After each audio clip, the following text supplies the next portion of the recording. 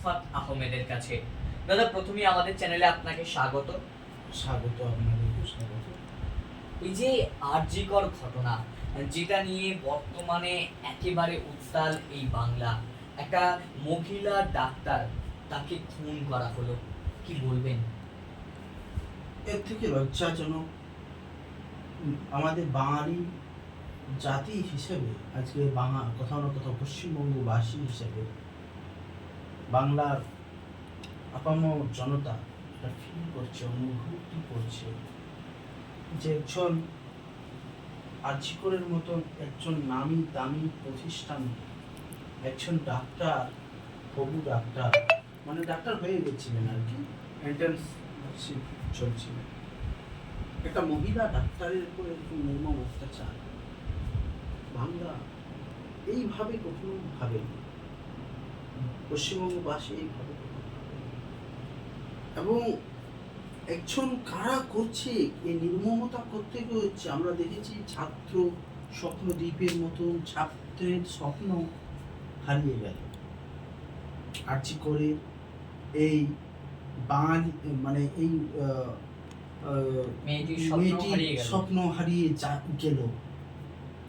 কত স্বপ্ন হারাবে এবং কবে আমরা সচেতন হব, কবে এই সমাজ বিরোধী যারা মানুষজন আছে তাদেরকে আমরা আইডেন্টিফাই করে সাজা দেওয়াতে পারব।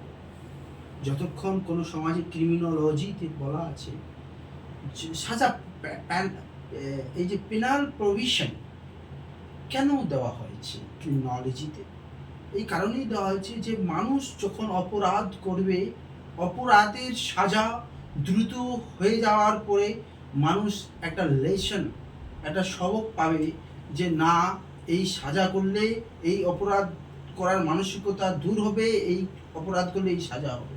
এবং আস্তে আস্তে সাইকোলজিক্যালিও আমাদেরকে অপরাধ দূর করার পরিস্থিতি তৈরি করতে হবে। কিন্তু আমাদেরকে সাজা হওয়া জরুরি। প্রশাসন এইখানে ফেল, সম্পূর্ণভাবে প্রশাসন এখানে উন্মুক্ত হয়ে যাচ্ছে। তাদের যে তারা কিভাবে ল অ্যান্ড অর্ডার সিচুয়েশনকে কন্ট্রোল করতে অ্যাকচুয়ালি দে আর ফেলিয়ার, সেটা তারা ঢাকতে চাইছেন, কিন্তু ঢেকেও আর ঢাকা যাচ্ছে না। এই বাংলাতে আমরা দেখলাম পুলিশের নির্যাতনের কারণে আবু সিদ্দিকের মতো একটা তরুতাজা যুবক পুলিশ অত্যাচার করে মেরে ফেলে দিল, এখনো সেই ইনসাফ নেই, বিচার হলো না। আমরা দেখছি আজকে এই তাজা ঘটনা, তবু এখন পর্যন্ত তার সাজা পাওয়ার সঠিক দোষীদেরকে খোঁজা, it is tough challenge for the administration. এই টাফ চ্যালেঞ্জটাকে তাদেরকে করতে হবে এবং দৃষ্টান্ত দেখাতে হবে যে বাংলায় অপরাধ করে, পশ্চিমবঙ্গে অপরাধ করে রেহাই পাওয়া যাবে না। এই দৃষ্টান্ত যদি আমাদের না তৈরি করতে পারি, তাহলে আগামী দিনে আরো অপরাধ বাড়বে। যদি এই রকম প্রতিষ্ঠানে এই ধরনের অপরাধ হয়ে যাচ্ছে আর কেউ জানতে পারছে না, তাহলে ভাবুন গ্রামগঞ্জে কি ধরনের অপরাধ হতে পারে বা হওয়ার সম্ভাবনা থাকছে। সেটা বারে বারে এই বাংলায় মহিলাদের নিরাপত্তা নিয়ে একটা প্রশ্ন উঠছে। লজ্জার বিষয় হলো মহিলা মুখ্যমন্ত্রী মাননীয় মমতা ব্যানার্জি, মাননীয় মুখ্যমন্ত্রী মমতা ব্যানার্জি থাকতে এরকম হচ্ছে, এটা সত্যি দুঃখজনক। রাজ্যের মহিলাদের উপর অত্যাচার মহিলা মুখ্যমন্ত্রী থাকাকালীন, এটা তো কাম্য। বিরোধীরা প্রশ্ন তুলছে, যেখানে মহিলা মুখ্যমন্ত্রী মহিলাদেরকে লক্ষ্মীর ভান্ডার দিচ্ছে, সেই লক্ষ্মীদের উপরই এরকম নির্মম অত্যাচার। সত্যি তো তাই। লক্ষ্মীর ভান্ডার, শুধু লক্ষ্মীর ভান্ডার দিলেই মহিলারা সুরক্ষিত হবে না। হ্যাঁ, লক্ষ্মীর ভান্ডারও খুব গুরুত্বপূর্ণ একটা project, I appreciate that, but কিন্তু লক্ষ্মীর ভান্ডারের সঙ্গে লক্ষ্মীদের সুরক্ষাও দরকার। লক্ষ্মীর ভান্ডারের থেকেও লক্ষ্মীদের 24 ঘন্টা নির্দ্বিধায় যেন, আমি বলি পরিসংখ্যান দেখতে গেলে বাংলায় কিন্তু মহিলারা অতি সুরক্ষিত। ইউপি, বিহার বা আদার্স যেগুলো নর্থ ইস্ট আছে রাজ্য, তাদের থেকে কিন্তু বাংলা অনেক সুরক্ষিত মানে আপনি বাংলার ranking প্রশংসা এ করছেন? ছিল ছিল এখন যেটা হচ্ছে এরপরে কি র্যাঙ্কিং আসবে সেটা বলা মুশকিল। আজকে আমরা গর্ব করতাম যে বাংলায় মহিলারা সুরক্ষিত, রাতের বেলাও 12টা 1টা পর্যন্ত যাওয়া যেতে পারে, যেটা ইউপিতে সহজ নয়। কিন্তু আজকে এগুলো ঘটনা দেখার পরে কোথাও না কোথাও তো এটা মনে আসছে, এই পরিসংখ্যানটা কি পাল্টে যাবে না তো? আমরা কি লজ্জিত হতে হবে আমাদের যে বাংলায় মহিলাদের আমরা সুরক্ষা দিতে পারছি না? আমি হাত জোর করে করজোরে অনুরোধ করছি মাননীয় মুখ্যমন্ত্রী, এই সংবাদ মাধ্যমের মাধ্যমে আমি আপনাকে একদম বলছি যে আপনার প্রশাসনকে কড়া নির্দেশ দেন, এদের দোষীদের খুঁজে খুঁজে তাদের জন্য সাজা নিশ্চিত করা হোক। তিনি বলেছেন যে যে দোষী তার ফাঁসির আবেদন জানিয়েছেন। সমর্থন করছি, অবশ্যই অবশ্যই তার ট্রায়াল করে, স্পিডি ট্রায়াল করে যত তাড়াতাড়ি পারো ফার্স্ট, মানে সবচেয়ে ভালো ফার্স্ট ট্র্যাক কোর্টে স্পিডি ট্রায়াল করে তার ফাঁসি নিশ্চিত করে দরকার আছে। এই যে বারে বারে তবে এই রকম ঘটনাই যে বাংলায় ঘটছে, তাহলে বাংলার যে কখনো খুন, বাংলায় কখনো গণপিটুনি, কেন বারে বারে এই বাংলায়? দেখুন এইগুলো বহু জিনিস আমাদেরকে দেখতে হবে, যে কোথাও না কোথাও এগুলো হচ্ছে, আমি শুরুতেই বললাম, প্রশাসনিক ঢিলেমি। মানে পুলিশ কি ব্যর্থ? ব্যর্থ, পুলিশ তো ব্যর্থ বটেই। যদি একটা থানায় সিটিজেন, রাজ্যের সিটিজেনরা থানায় পুলিশের কাছে সুরক্ষিত নিজেকে যদি না মনে করে, তো ব্যর্থ নয়। ব্যর্থ নয় কি? অবশ্যই ব্যর্থ। পুলিশ আজকে হাইকোর্টের উকিলবাবুকে, কিছুদিন আগেই আপনারা দেখলেন, উকিলবাবুকে ধমকাচ্ছিলেন, ক্ষমা চাইতে বাধ্য হলো হাইকোর্টের উকিলবাবু বলে। কিন্তু সাধারণ মানুষের সঙ্গে কি ব্যবহারটাই না করেন তারা।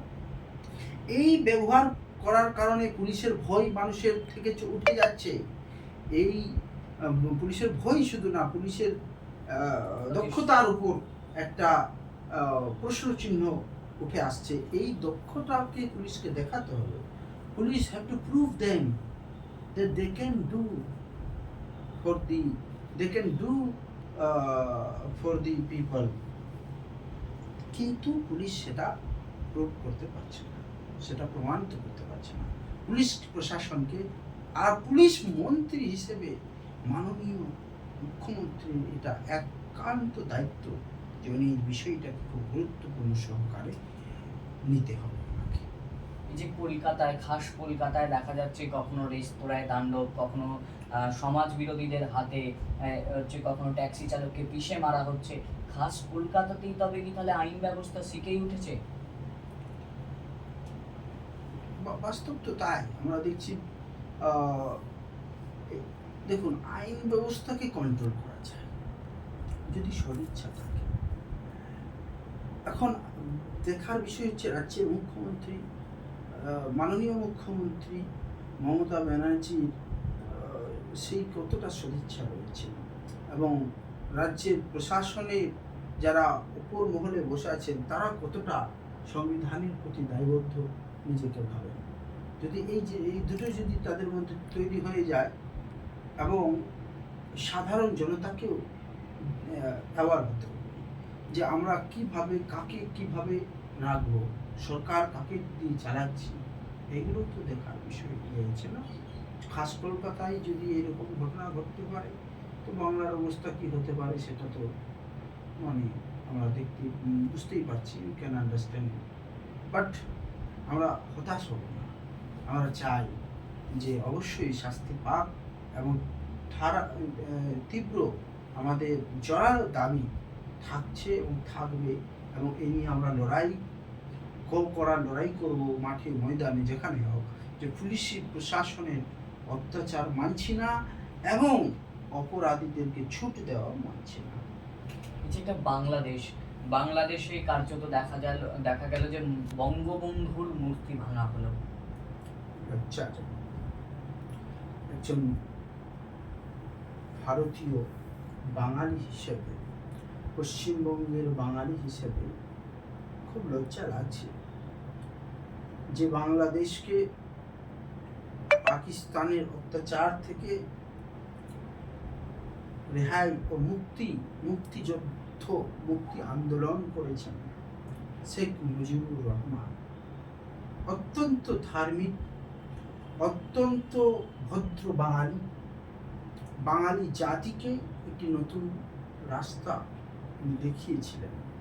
সেই বাঙালি জাতির একটা নেতা, তাদের দেশের নেতা, আমি বলবো তাদের দেশের নেতার প্রতি এরকম নির্মম আচরণ, আমার মনে হয় না এরা সাধারণ বাংলাদেশের মধ্যে সে প্রেমটুকু রয়েছে।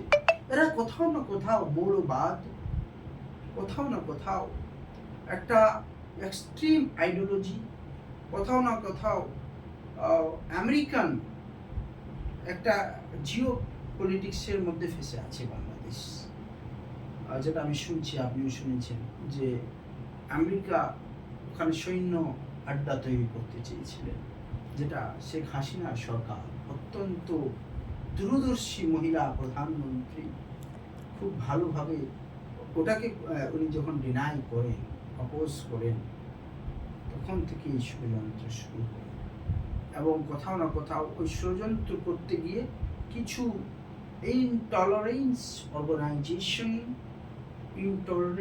অর্গানাইজেশনাল পার্টি বাংলাদেশে তাদেরকে মদত দিয়ে, তাদেরকে ইন্ধন দিয়ে এই রকম ঘটনা ঘটানো হলো। কিন্তু আমি একটা জিনিস বলতে চাইছি যে শেখ হাসিনা সরকারের সব কিছুই ভালো ছিল, কিন্তু ওনার আমি যদি ক্রিটিসাইজ করি, তো উনি যেভাবে প্রশাসনিকভাবে দমন করতে চেয়েছেন সাধারণ ছাত্র, ওর পিছনে কিন্তু অন্যজন আছে, তো আপনি সাধারণ ছাত্রকে পিসফুলি হ্যান্ডেল করতে পারতেন, কিন্তু প্রশাসন যখন গুলি চালিয়ে দিয়েছে, মানুষের বাইরে চলে গেছে। এটা একটা আন্দোলনের রূপ ধারণ করিয়ে নিয়েছিল। ইভেন ওখানকার বামপন্থীরা ওই আন্দোলনটাকে সাপোর্ট করে দিয়েছিল। কিন্তু এর পিছনে যে মৌলবাদ, একটা জিও পলিটিক্সের একটা বিশাল কিছু রয়েছে, এই জিনিসটা even they couldn't understand. Start করো। করে দিই।